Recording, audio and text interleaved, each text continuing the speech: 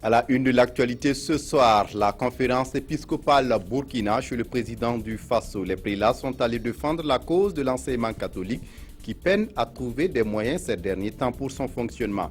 Également, chez Rochmar Christian Kaboré, Mohamed Ibn Chambas, le représentant spécial du secrétaire général de l'ONU pour l'Afrique de l'Ouest, venu présenter la nouvelle configuration de l'ONU pour l'Afrique et le Sahel. Le point de tous ces entretiens et bien d'autres dans ce journal.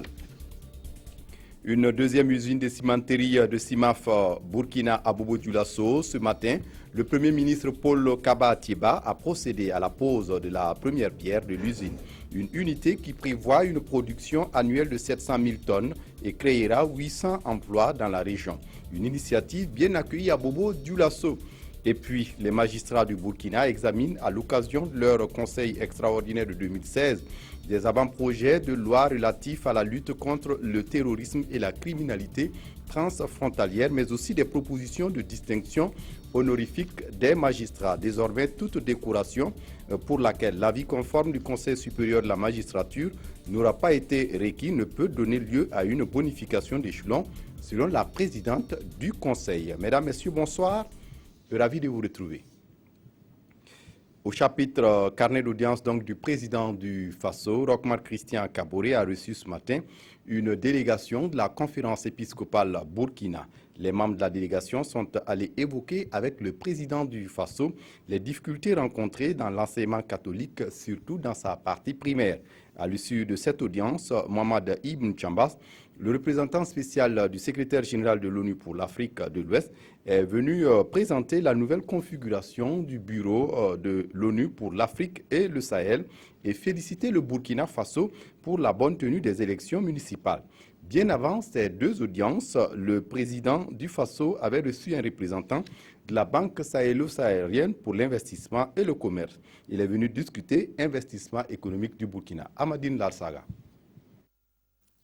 La question du développement économique était au centre des échanges entre le président du Faso et le représentant de la Banque sahalo-saharienne pour l'investissement et le commerce.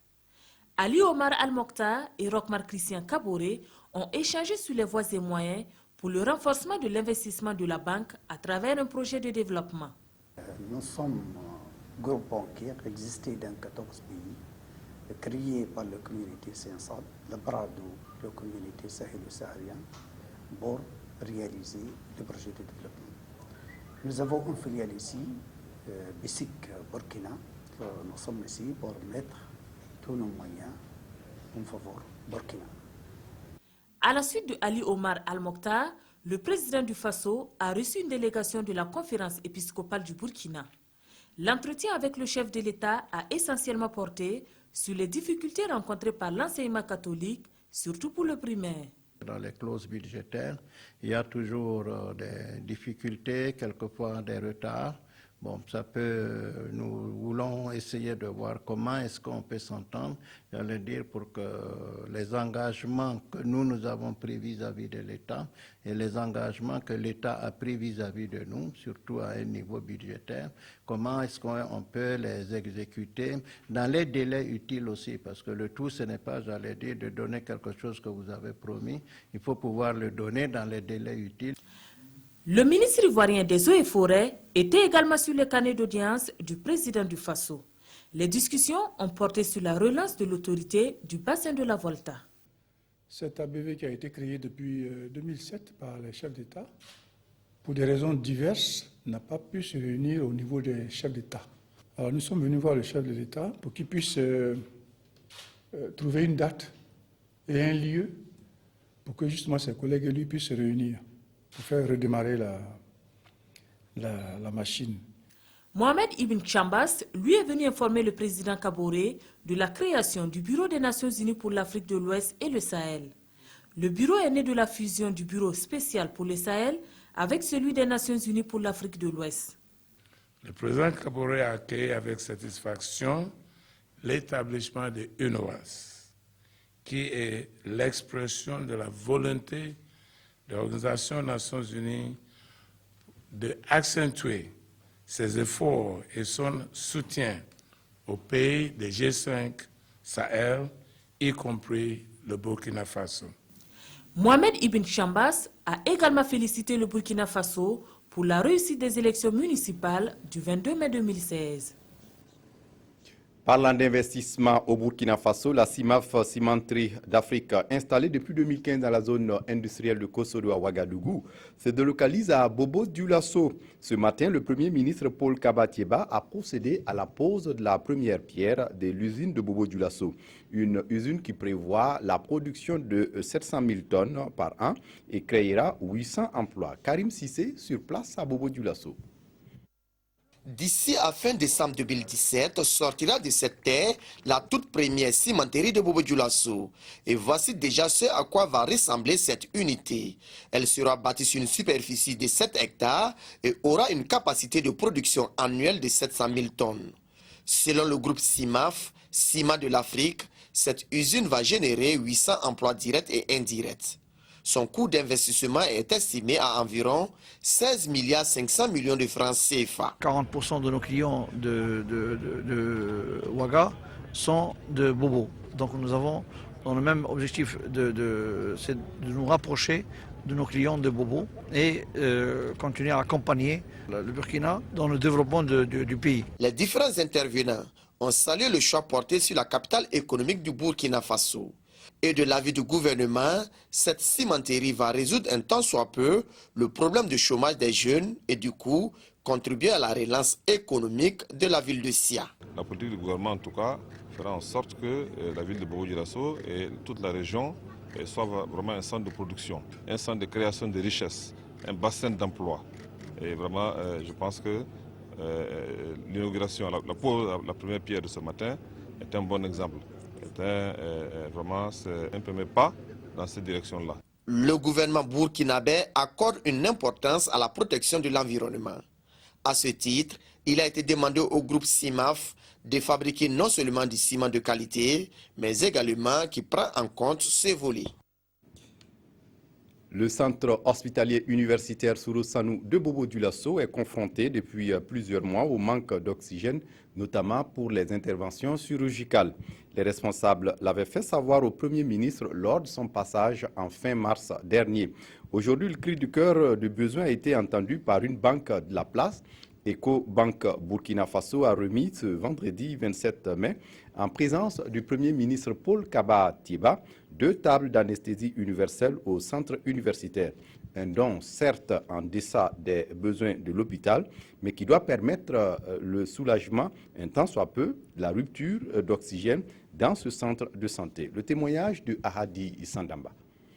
Estimé à 28 millions de francs CFA, ces 2 unités d'anesthésie universelle doivent permettre au centre hospitalier universitaire Souro Sanou de Bobo-Dioulasso de résoudre un tant soit peu le problème d'oxygène auquel il fait face. On a besoin d'oxygène aussi bien en cardiologie, en pédiatrie, aux urgences médicales qu'au bloc.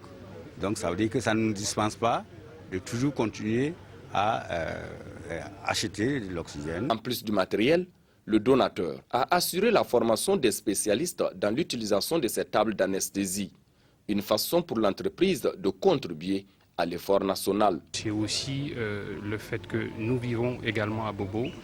Cet hôpital-là est le nôtre, est celui de nos familles, de nos amis et de nos clients.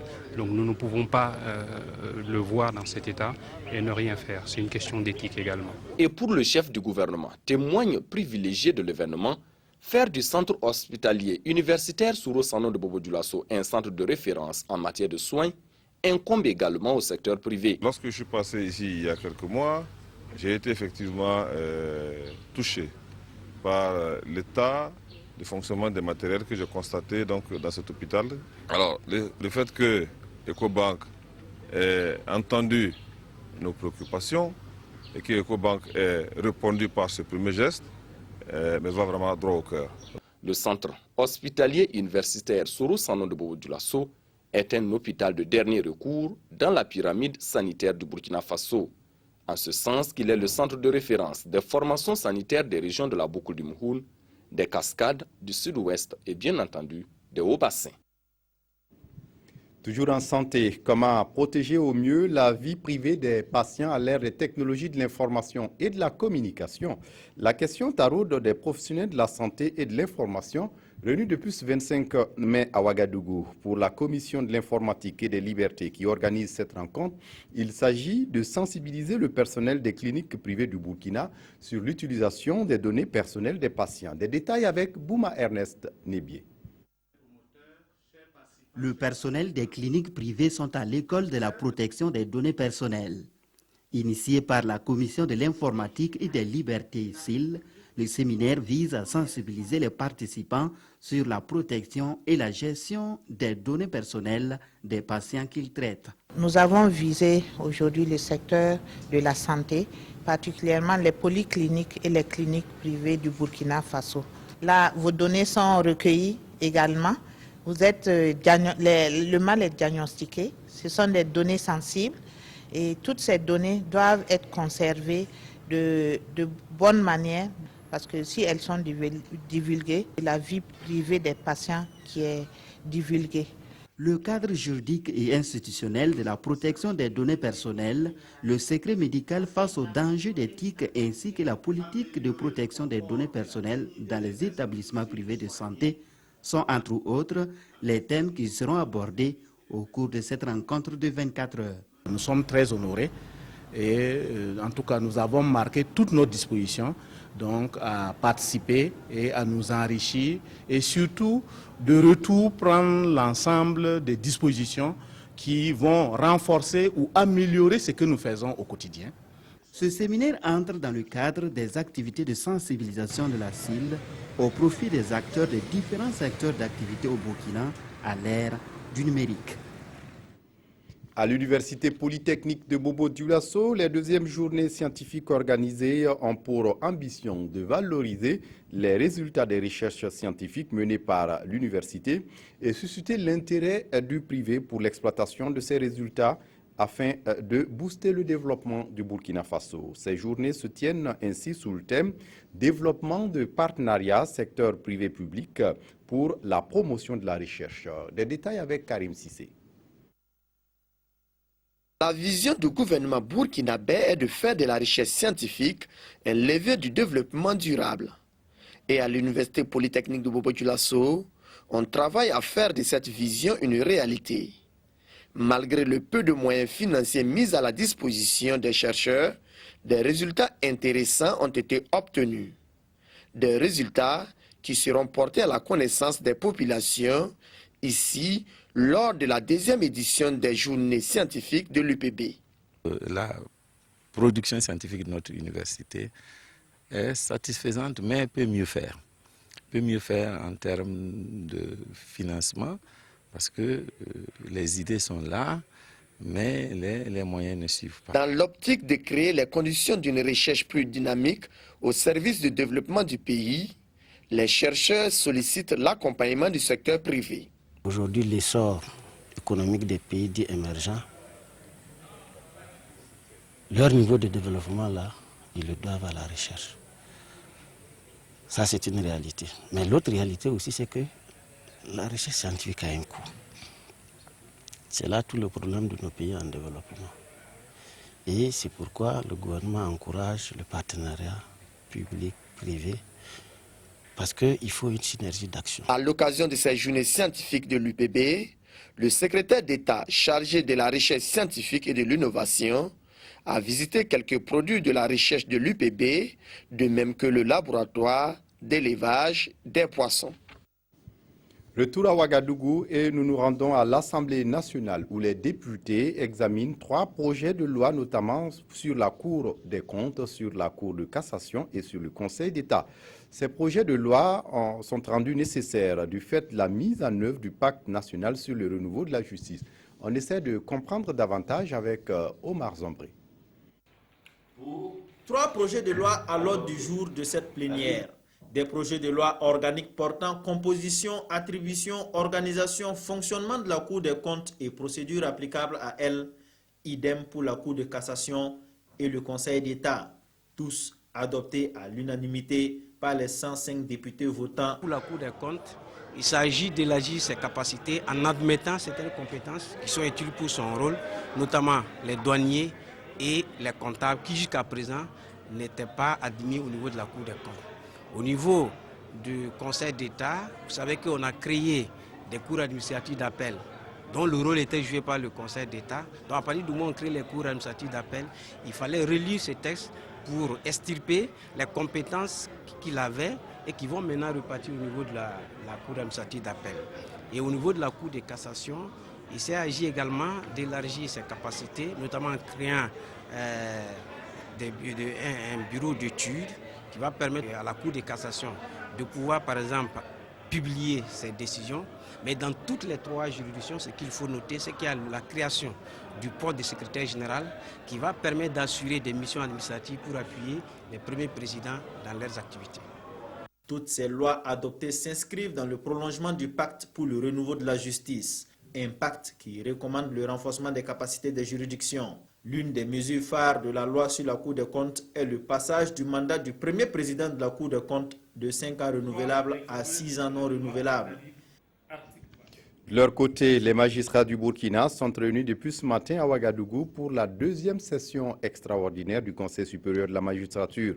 3 points au menu de cette session: l'examen des avant-projets de loi relatifs à la lutte contre le terrorisme et la criminalité transfrontalière, l'examen de projets de loi relatifs au pôle judiciaire spécialisé et l'examen de propositions de distinction honorifique des magistrats.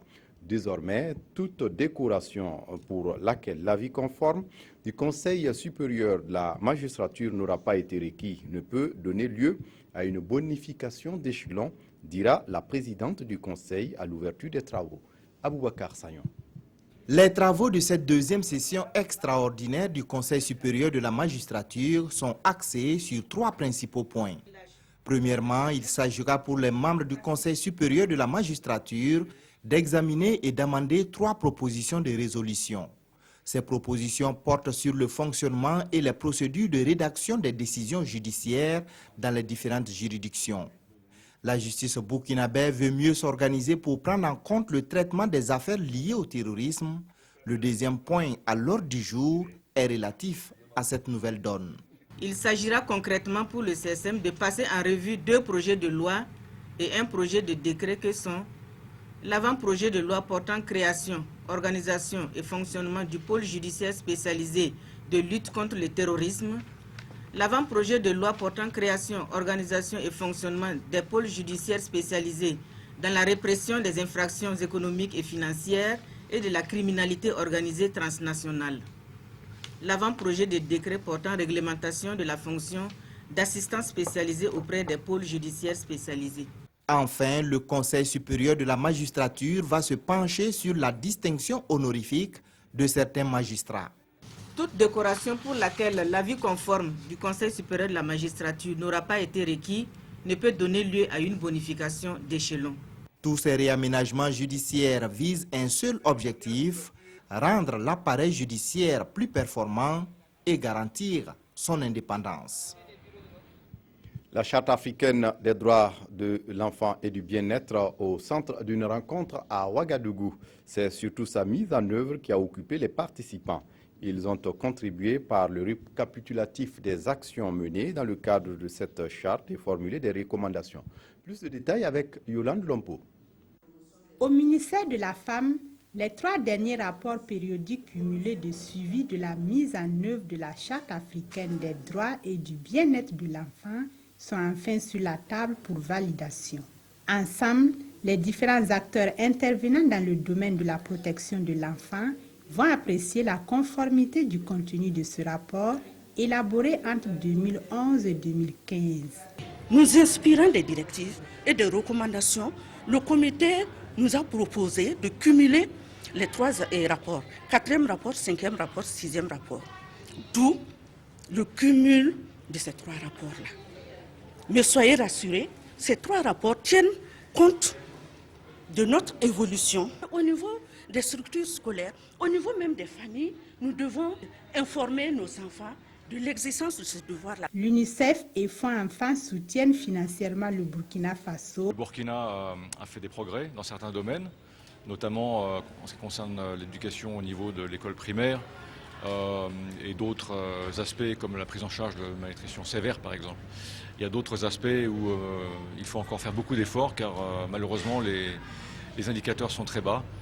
dans le domaine de l'état civil, de l'enregistrement des naissances et des décès par exemple, dans le domaine de la malnutrition chronique. L'élaboration de ce rapport permettra au pays des hommes intègres de respecter ses engagements, mais aussi d'envisager l'avenir des enfants en tenant compte des insuffisances et des leçons apprises. Plan Burkina change de nom. Désormais, il faut l'appeler Plan international Burkina Faso.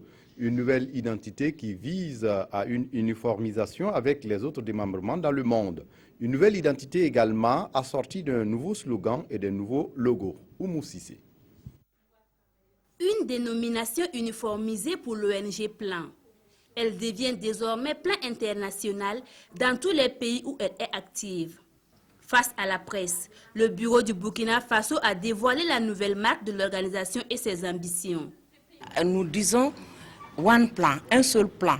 Parce qu'au début, nous avons plan Espagne, plan Burkina, plan Japon. On se dit maintenant, nous avons une seule gouvernance. Nous allons tout être ensemble. Donc, nous allons passer le même message, travailler, même si nous travaillons dans différents pays avec les mêmes objectifs, les mêmes représentations. C'est pourquoi, désormais, nous disons que nous allons uniformiser nos appellations, nos façons de faire et nos objectifs pour avoir plus d'impact. La nouvelle dénomination de Plan international s'accompagne d'une identité verbale qui guide ses actions et d'une identité visuelle composée entre autres de logos, de slogans et d'une palette de couleurs.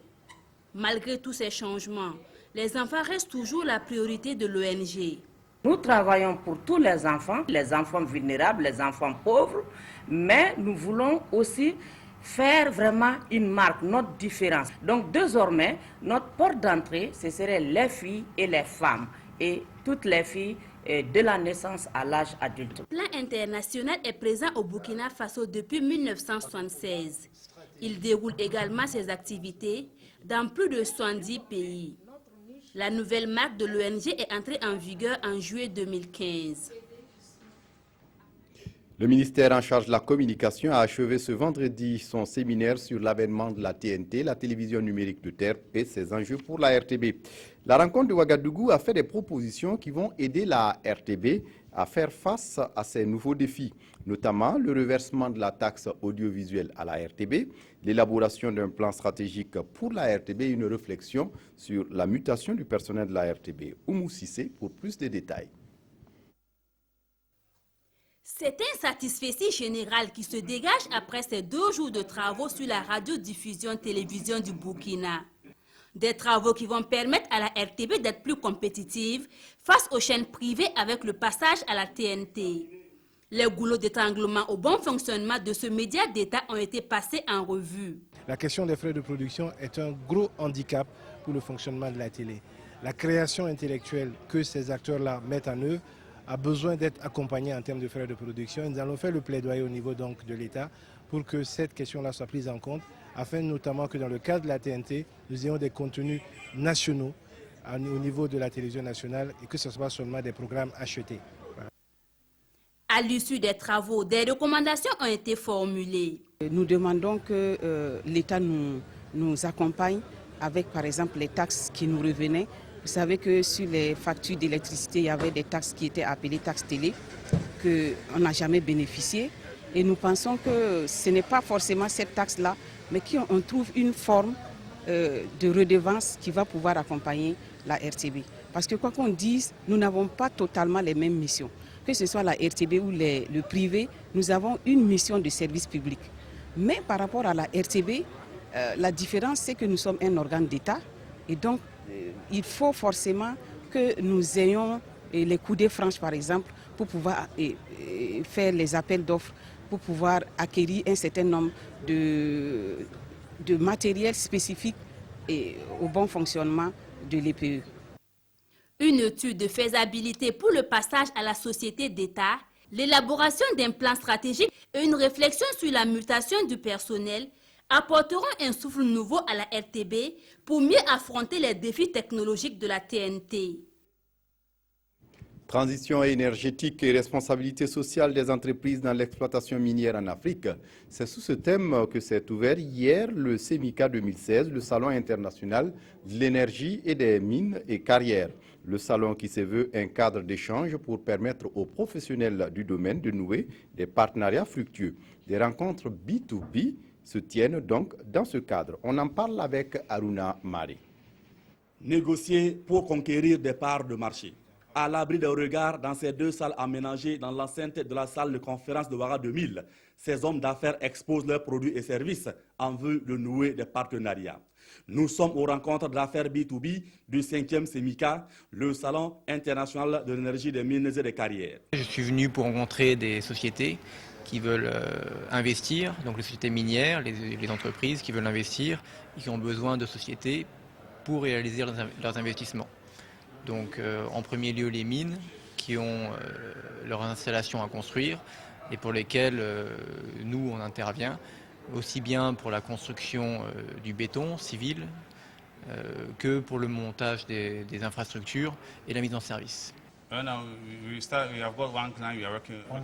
au moins satisfait puisque notre carnet d'affaires, on a eu beaucoup de carnets d'affaires, donc on est un peu satisfait d'abord.